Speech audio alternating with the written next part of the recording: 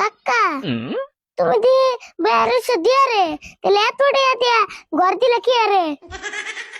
বইরেছে কি আম নাই গরমের ঠেলা যান জানা ঘরের সামনে ডেইলি যদি এত গরম পড়ে তাহলে কেমন বই থেকে এই করে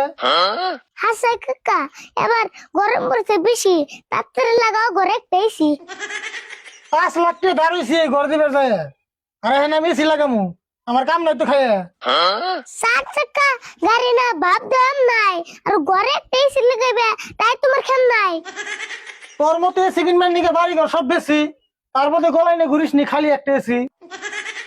সকালে নিউজ দেখলাম 40 ডিগ্রি গরম আরে এখন যদি এসি না লাগাও মেনসে দিব সরম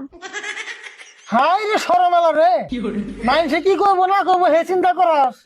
তুই কি জানস ঘরে এসি লাগাইলে মাসে কত টাকা খরচ খরচ তো কিছু হবে এটা তো আমি জানি কিন্তু গরমের ঠেলায় যে সলতে পরে পানি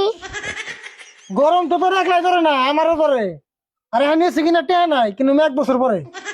1 বছর পরে গেল আমার নয়া বুদ্ধি কিন্তু এখন যে গরম ধরে হিটার করবা কি বুদ্ধি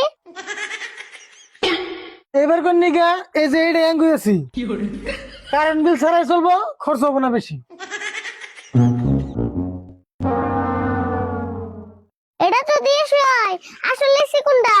এটাতে কি বেরোবো গরম না ঠান্ডা এটাতে কিছুই বেরে না এটাই যে আমরা করে ঘুরায় অল্প টাইম ঘুরানোর পরে শরীরটা জোড়ায় ও বুঝছি তোমার আর কন্যা বুনা বেশি এটা হলো কিপটার মেশিন এসি তুই তো কবি এটা কিপটা আমি ছেড়েছি এটা কিনবেন নিগে টেয়া কর্ত করে গেছি লাখ লাখ টাকা খরচ করে এত নিগর দিলে আরে ঘন্টা কিনবেন নিগে টাকা খরচ করে নিলে কি কইলাম তোর এত টাইম ধরে টেয়া থাকলে কি যাই কর্ত করে ঘর দিতে যেটি ধার হয়েছি ওটি মারেন না বছর পরে দাড়ি মারবা বছর বেড়ে তাহলে আর এসি কিনবা কেমনে করে সেই জন্যই তো কই এই বছরটা পার করে দেম নাই মনে কর আম গেছে কিনার খেম নাই খেম থাকবো কেমনে করে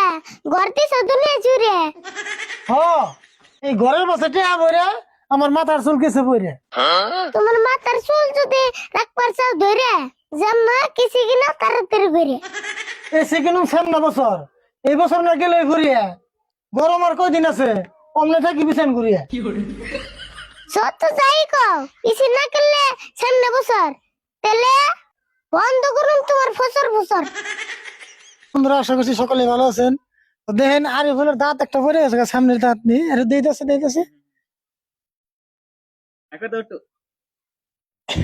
তো দাঁত পড়ে গেছে তার জন্য আরিফুলের মানে কি কিছু ডায়লগ কইতে মানে অল্প অল্প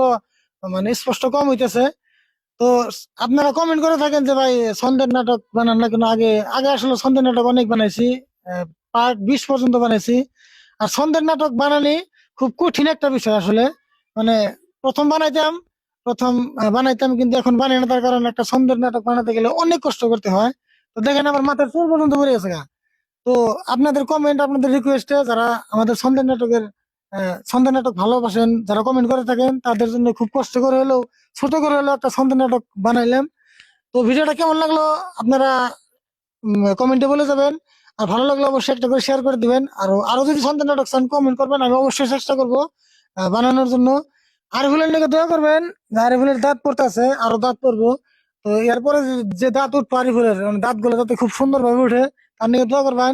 আর দাঁত তো কেবল একটা পড়ছে আরো 2-1টা পড়বো আর ভিডিওটা কেমন লাগলো অবশ্যই কমেন্ট করবেন ভিডিওটা যদি ভালো লাগে থাকে একটা করে শেয়ার করে দিবেন সকলে ভালো থাকবেন।